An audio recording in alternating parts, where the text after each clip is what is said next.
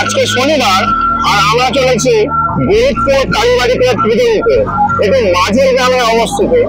আর মাঝের গ্রাম স্টেশন থেকে 10 মিনিটের হাঁটা পথ। ওই পথে পৌঁছানো যায় গরিবপুর কালীবাড়ি। চলুন আপনাদের আজকে গরিবপুর কালীবাড়ির সমস্ত ইতিহাস খুলে বলবো, আর ওখানে পূজা দেওয়ার সমস্ত নিয়মাবলী আপনাদের ওখানে গিয়ে দেখাচ্ছি।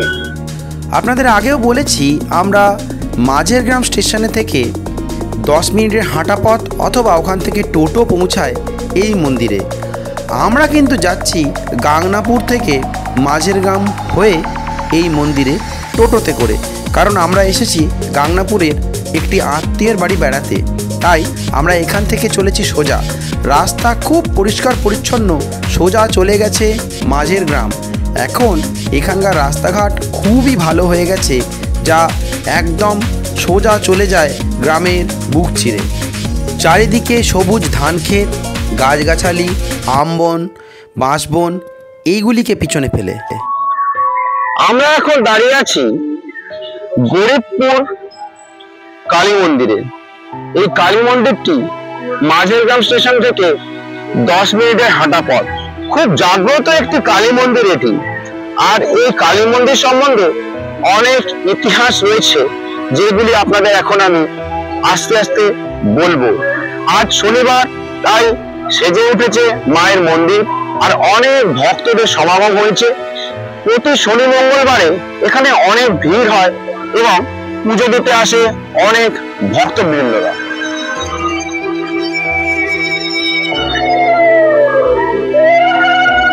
আমরা আজ যে গরিবপুর কালীবাড়িতে এসেছি, আমার ঠিক পিছনেই এই জঙ্গলের মধ্যে যে কালী মন্দির, এই কালী মন্দির এবং কালী মূর্তির কিছু বিশেষত্ব রয়েছে।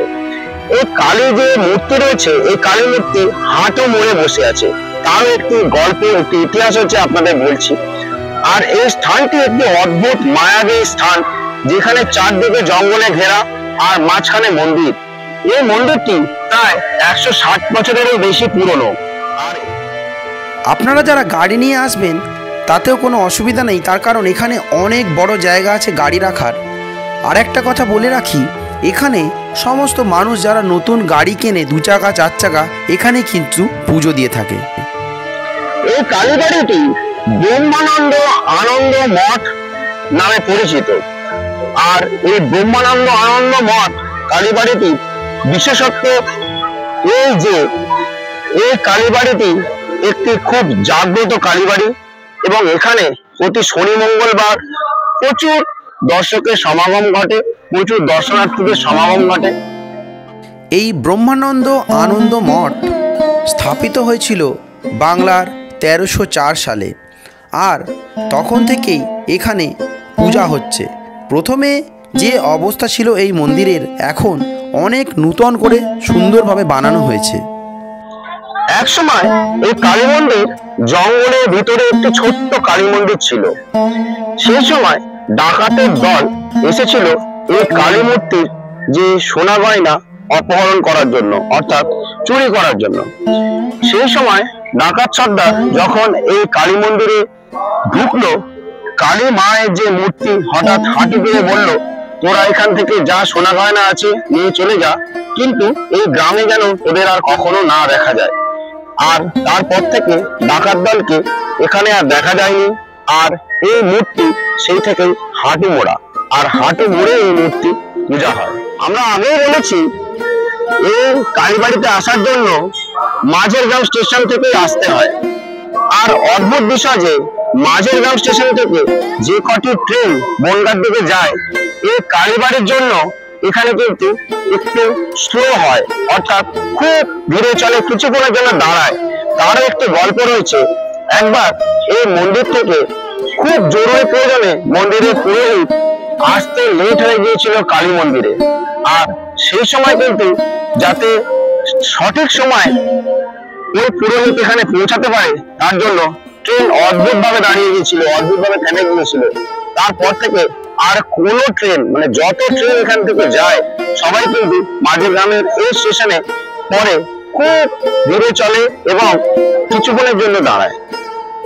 এইখানে পুরনো ইতিহাস ঘেঁটে জানতে পারলাম যে এটি ছিল এখানকার এক জমিদারের সম্পত্তি। আর জমিদারের ছেলে ডাক্তারি পড়তেন। ডাক্তারি পড়তে পড়তে তিনি হঠাৎ এক সময় নিরুদ্দেশ হয়ে যান এবং সাধনা করতে শুরু করেন কোনো এক জায়গায়।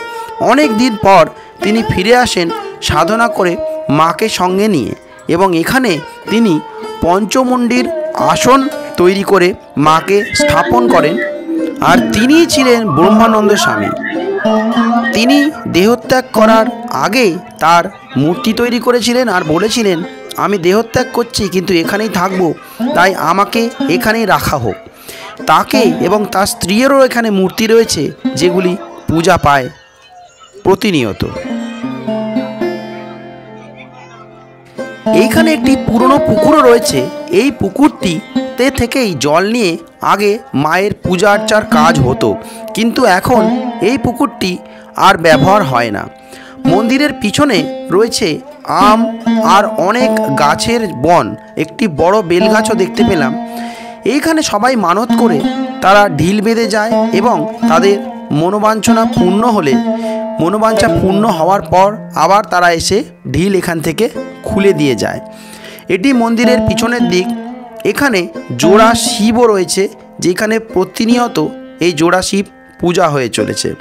মন্দিরের পিছন দিক থেকে আমরা ধীরে ধীরে এগিয়ে চলেছি, আর এইটি হলো মন্দিরের মূল গর্ভগৃহ।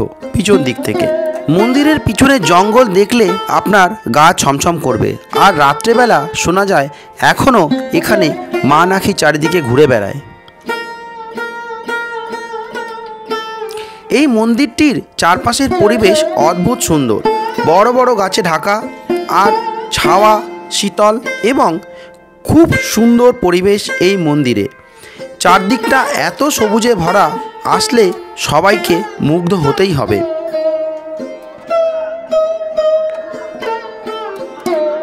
মন্দিরের সামনের দিকে একটি মা মনসার থান আছে, সেখানেই প্রথম পুজো হয়, তারপর শিবের পুজো হয়, তারপর মায়ের আরতি হয়। এইখানকার যে পুরোহিত যিনি পুজো করছেন, ইনি এই বংশেরই, আর নিয়ম অনুযায়ী এই বংশের যারা আছে তারাই এই মন্দিরে পূজা করার অধিকার পান। বাইরে থেকে কেউ এই মন্দিরে পূজা করে না। এখন শুরু হয়ে গেছে মায়ের আরতি, এরপর হবে পুষ্পাঞ্জলি।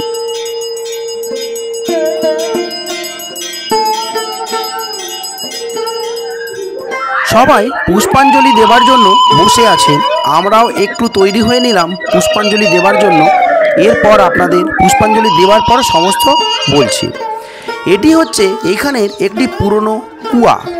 এই কুয়া, এইখান থেকেই জল নিয়ে মায়ের পূজা আর্চার কাজ করা হতো। আর এখন আমরা সবাই অঞ্জলি দিতে লাইনে দাঁড়িয়ে পড়েছি। ফুল বেলপাতা দিয়ে এখানে অঞ্জলি হয়। যেহেতু পঞ্চমুণ্ডির আসনে এই মা অধিষ্ঠান করেন, তাই তুলসী পাতা গঙ্গা জল এইখানে চলে না।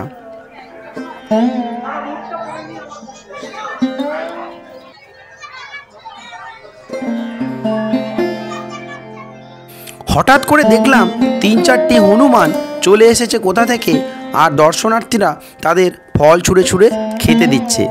এও এক অদ্ভুত দৃশ্য, খুব ভালো লাগলো। বাচ্চারা দেখে খুব আনন্দ পাচ্ছিল।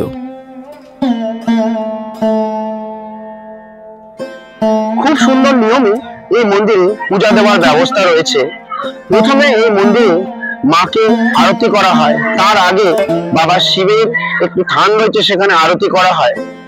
আরতি করার পর প্রতি শনি মঙ্গলবারে এই আরতি হয়ে থাকে। তারপর একে একে নাম গোত্র নিয়ে যারা পুজো দিতে চান তারা এখানে পুজো দিতে পারেন। পুজো সম্পন্ন হওয়ার পর অঞ্জলির ব্যবস্থা রয়েছে। পুষ্পাঞ্জলি দেওয়ার পর প্রসাদ বিতরণ করা হয়। আমরা পুরো আরতিটি বসে দেখলাম এবং তারপর একে একে নাম গোত্র বলে এখানে পুজো দিলাম। পুজো দেওয়ার পর এখানে অঞ্জলি দেওয়ার ব্যবস্থা করা হলো। আমরা সবাই মিলে সুষ্ঠুভাবে অঞ্জলি দিলাম। খুব সুন্দর লাগলো, মনটি ভরে গেল। আপনাদের বলবো, আপনারা যদি আসতে চান মাঝের গ্রাম স্টেশনে নেমে এই মন্দিরটি হেঁটে চলে আসতে পারেন। খুবই ভালো লাগবে। শনি মঙ্গলবার আসবেন, তাহলে মন্দিরটি ঘুরে দেখতে খুবই ভালো লাগবে। আশা করছি আমার এই ভিডিওটি আপনাদের খুবই ভালো লেগেছে। ভালো লাগলে লাইক করবেন, শেয়ার করবেন, সাবস্ক্রাইব করবেন এবং আমার এই ভিডিওগুলি সবার আগে পেতে পাশে থাকা বেল আইকনে ক্লিক করবেন। ধন্যবাদ।